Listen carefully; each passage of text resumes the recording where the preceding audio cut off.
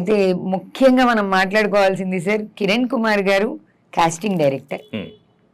ఈ casting direction అనేది అసలు ఎప్పుడు మొదలైంది సార్? అంటే సినిమా ఉన్నప్పటి నుంచి ఉందా? అంటే అఫీషియల్ కాస్టింగ్ డైరెక్టర్ అంటూ మొదటి నుండి ఏం లేరు కానీ మన ఇండియాలో ముంబైలో ఆబ్వియస్లీ హిందీ ఫిల్మ్ ఇండస్ట్రీలో అంతకుముందు అన్అఫీషియల్గా ఉండేవాళ్ళు ఎక్కువ తెలియదు, బట్ ఎక్కువ లైమ్ లైట్లో ఎక్కువ కనబడే వాళ్ళు కాదు. మీకు హాలీవుడ్లోనైతే చూసుకుంటే మీరు ఏ సినిమాస్లో కాస్టింగ్ డైరెక్టర్ అంటే ఒక సెపరేట్ విభాగం ఉంటుంది, ఒక పర్సన్ ఉంటాడు అనమాట. సో బాలీవుడ్లో ముఖేష్ చాబ్రా అని చెప్పేసి ఒక మెయిన్ అతని పర్సన్ బ్లాక్ ఫ్రైడే, అనురాగ్ కశ్యప్ది బ్లాక్ ఫ్రైడే మూవీతో అప్పుడు స్టార్ట్ చేసింది. ఎందుకంటే వాళ్ళకి కొత్త యాక్టర్స్ కావాలి. సో కొత్త యాక్టర్స్ కొత్త టాలెంట్ కావాలనుకున్నప్పుడు చాలా మంది కాస్టింగ్ డైరెక్ట్నే అప్రోచ్ కావడం జరుగుద్ది. సో ఆ టైంలో చాలా 20-25 ఇయర్స్ బ్యాక్ అనుకుంటా, Black Friday almost 20 years back. So అప్పుడు బ్లాక్ ఫ్రైడే మూవీకి చాలా మంది కొత్త వాళ్ళని కావాలి అని అప్రోచ్ కావడం జరిగింది. సో అప్పటి నుండి అనురాగ్ కశ్యప్ ప్రతి మూవీలో ఒక ఒక ఒక యూనిక్నెస్ ఉంటుంది యాక్టర్స్ పరంగా. కానీ ఒక క్యారెక్టర్స్ అక్కడ మీకు యాక్టర్స్ కనబడరు, క్యారెక్టర్స్ కనబడతాయి అక్కడ. సో అంత పర్ఫెక్ట్గా కాస్టింగ్ చేయగలిగాడు. సో అలా ముఖేష్ చాబ్రా కూడా ఫేమ్ అయిపోయాడు కాస్టింగ్ డైరెక్టర్. సో ఆ తర్వాత నుండి ఇంకా ముఖేష్ చాబ్రా ఏ రేంజ్లో ఎదిగాడంటే, తను ఒక సినిమాకి కాస్టింగ్ చేస్తున్నాడంటే సినిమా వాల్యూ పెరిగేంత స్థాయికి వెళ్ళిపోయాడు ముఖేష్ చాబ్రా.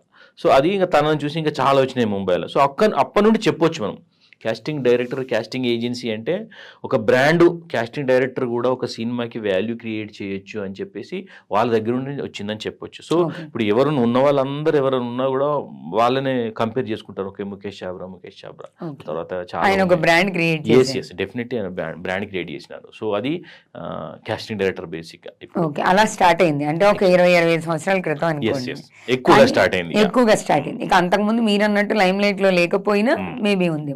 కానీ సార్ అసలు సినిమాకి, ఒక సినిమా, ఒక సీరియల్, ఒక ప్రాజెక్ట్కి ఖచ్చితంగా casting director, casting agency need ఉందంటారా? మంచి క్వశ్చన్ అడిగారు. నీడ్ ఉందంటే ఇప్పుడున్న పరిస్థితులలో కావాలండి. ఎందుకంటే ఇప్పుడు ప్రొడక్షన్ విపరీతంగా ఉంది. ఇప్పుడు ప్రతి ఒక్కరు అంటే ఇంతకుముందు ఓన్లీ థియేటర్కి రిలీజ్ మాత్రమే చేసేవారు. అవును.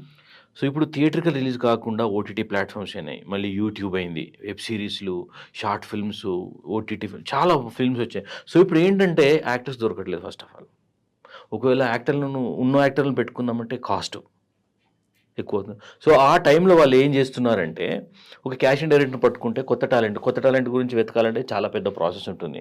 ఫస్ట్ ఆఫ్ ఆల్ ఎవరు పర్ఫార్మర్సో ఆ బేసిక్ ఫిల్టర్ దగ్గరనే పోతుంది బేసిక్గా. సో ఆ బేసిక్ ఫిల్టర్ మేము చేసి ప్లస్ వాళ్ళకి తగ్గట్టుగా, వాళ్ళకి డిస్క్రిప్షన్ తగ్గట్టుగా ఎలాంటి యాక్టర్లు కావాలి, అసలు ఈ స్లాంగ్, సో ఇవన్నీ ఒక ప్రాపర్ డిస్క్రిప్షన్ ఉంటుంది. ఆ డిస్క్రిప్షన్ ప్రకారంగా మేము వర్క్ చేస్తాము. మాదొక సెపరేట్ విభాగం, మేము వాళ్ళకి వర్క్ చేసి ఇస్తాము. ఇది యాక్చువల్గా మేము లేకున్నా కూడా వాళ్ళు చేసుకోవచ్చు పెద్ద. కాకపోతే ఇప్పుడు డైరెక్షన్ టీం ఉంటుంది, co director, associate director team ఉంటుంది. సో వాళ్ళు ఏం చేస్తారంటే వాళ్ళ పని వాళ్ళకు ఉంటుంది, చాలా పని ఉంటుంది. సో వాళ్ళు ఇందులో ఇన్వాల్వ్ అయిపోయారు అనుకోండి, ఆ పనికి కొంచెం డిస్టర్బ్ అవుతుంది, చాలా మటుకు అవుతుంది. సో అది ఒక పాయింట్ బేసిక్గా. సో ఎందుకు అవసరం అంటే ఇప్పుడు నేను మొన్న కూడా చెప్పినట్టుగా ఆర్ట్ డైరెక్టర్ ఉంటాడు. ఆర్ట్ డైరెక్టర్ ఎందుకు అవసరం లేదు నిజంగా కావాలంటే. ఎందుకంటే నేను చూశాను, కొన్ని ప్రాజెక్ట్స్ చూశాను, డైరెక్షన్ టీం వాళ్ళే మొత్తం ఆర్ట్ వర్క్ అంతా చేసుకుని, ట్యూబ్లైట్ వాళ్ళే ఫిక్స్ చేసుకుంటారు, అవన్నీ ఫిక్స్ చేసుకుంటారు, అన్ని వాళ్ళే చేసుకుంటారు. అంటే అవసరమా అంటే అవసరం. అంటే ఒక ప్రాజెక్టు దానికి వాళ్ళకి అనిపిస్తే పెట్టుకోవచ్చు. కాకపోతే స్మూత్గా అవుతుంది, ఏం లేదండి. ఒక్కొక్క పని ఒక్కొక్కరికి అప్పచెప్తే వాళ్ళు సింపుల్ అంతే. ఇప్పుడు వర్క్ అలొకేషన్ అనుకోండి, అంతే. ఒక్కరికి 4-5 పనులు ఇచ్చేస్తే ఏ సరిగ్గా చేయకుండా ఉంటారు కదా, సగం. అందుకే ఒకరికి అప్పచెప్పినారు అనుకోండి, ఇంకా మా పని అదే చూసుకొని. ఇప్పుడు ఎలా ఉంటుందని మా పరిస్థితి ఎలా ఉంటుందంటే, ఇప్పుడు మామూలుగా పని చేయనప్పుడు, మామూలు దారిలో ఇట్లా వెళ్తున్నప్పుడు కూడా ఎవరైనా కనబడితే మనుషులు, అరే ఈ క్యాండిడేట్ అక్కడెక్కడో పనికి వచ్చేటట్టుగా రోడ్డు మీద కనబడితే కూడా లిటరల్గా ఆపి అడిగిన అంతే. ఆ రేంజ్లో ఆ క్యారెక్టర్స్ ఇప్పుడు మాకు రిక్వైర్మెంట్ వస్తుంది, వీళ్ళు ఫలానా లుక్స్తో యాక్టర్స్ కావాలి అనుకున్నప్పుడు ఇంకా మా పని అనేది ఇంకా వెతకడమే పని. ఎక్కడ దొరికినా కూడా రోడ్డు మీద నేను లిటరల్గా అట్లా ఆపి అడిగిన సందర్భాలు ఉన్నాయి. రోడ్డు మీద ఆపి ఒకరు బాగా బియర్డ్ ఉండాలి, కొత్తలు కావాలి, బాగా గడ్డం ఉండాలనేసరికి వెళ్తూ సడన్గా ఒకరు కనబడేసరికి వచ్చేసరికి బండి ఆపి పిలిచి ఒకసారి పిలిచి మీరు సినిమాలో యాక్టింగ్ చేస్తారా అని ఇట్లా అడిగిన స్ట్రీట్ క్యాస్టింగ్ అని అంటారు జనరల్గా.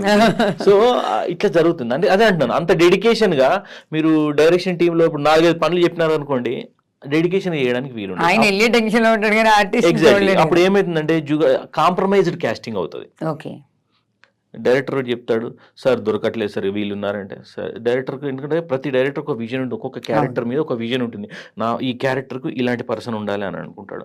సో ఇది ఏం దొరకకపోతే ఏం చేస్తారు, ప్రెజర్ పడుతుంటే ప్రొడ్యూసర్ నుండి ప్రెజర్ నుండి తొందరగా షూటింగ్ స్టార్ట్ చేయాలి, యాక్టర్స్ డేట్స్ బ్లాక్ చేశారు సో తొందరగా చేయాలని ఎవరినో ఒకరిని పెట్టుకుంటారు. ఆ ఎవరినో ఒకరిని పెట్టుకుని కాంప్రమైజ్ కావడానికి ఎందుకు అని చెప్పేసి క్యాస్టింగ్ ఏజెన్సీని మమ్మల్ని కాస్టింగ్ డైరెక్టర్ని అప్రోచ్ అవ్వడం జరుగుతుంది.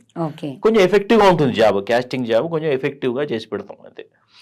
కావాలంటే కావాలి, లేకపోతే లేదు. అది ఖచ్చితంగా క్యాస్టింగ్ డైరెక్టర్స్ ఉంటేనే అవుతుందని అది అట్లా ఏం లేదు, కాబట్టి వాళ్ళ డిపెండింగ్. ఇప్పుడు నేను నిన్న ఒకరిని కలిశాను, తెలంగాణ స్లాంగ్, ఆయన తెలంగాణ బేస్డ్, అంటే తెలంగాణ అని కాకుండా ఇప్పుడు రాయలసీమ ఇప్పుడు పుష్ప సినిమా ఉంది, పుష్ప సినిమాకి ఒక రాయలసీమ స్లాంగ్ కాబట్టి రాయలసీమ స్లాంగ్ ఒక పర్సన్ని రిక్రూట్ చేసుకొని పెట్టుకుంటారు వాళ్ళు. సో ఎందుకు రాయలసీమ అసోసియేట్ చేయొచ్చుగా అంటే అది అంటున్నాను, ఎవరి పని వాళ్ళు చేసుకుంటారు. అంటే కొంచెం డిస్టర్బ్ కాకుండా, వాళ్ళ పని డిస్టర్బ్ కాకుండా ఒక పర్సన్ పెడతారు, ఒక పర్సన్ ఒక పని పర్ఫెక్ట్గా డెడికేటెడ్గా చేయడానికి. సో ఆ యాంగిల్లో క్యాస్టింగ్ డైరెక్టర్ జాబ్ అనమాట. సో ఎఫెక్టివ్గా కావాలి అనుకున్నప్పుడు ఖచ్చితంగా నీడ్ ఉంటుంది. అందులో మీ చూసే యాంగిల్ వేరుంటదేమో కదా, మీరు గ్రౌండ్ లెవెల్ వరకు వెళ్ళి తీసుకురాగలుగుతారు, మీరు పైనుంచి అంత గ్రౌండ్ లెవెల్ వరకు వెళ్ళలేకపోవచ్చు. ఎందుకంటే ప్రతి డైరెక్టర్ ఒక విజన్ ఉంటుంది, ఒక్కొక్క క్యారెక్టర్ మీద ఒక విజన్ ఉంటుంది, ఈ క్యారెక్టర్కు ఇలాంటి పర్సన్ ఉండాలి అని అనుకుంటాడు.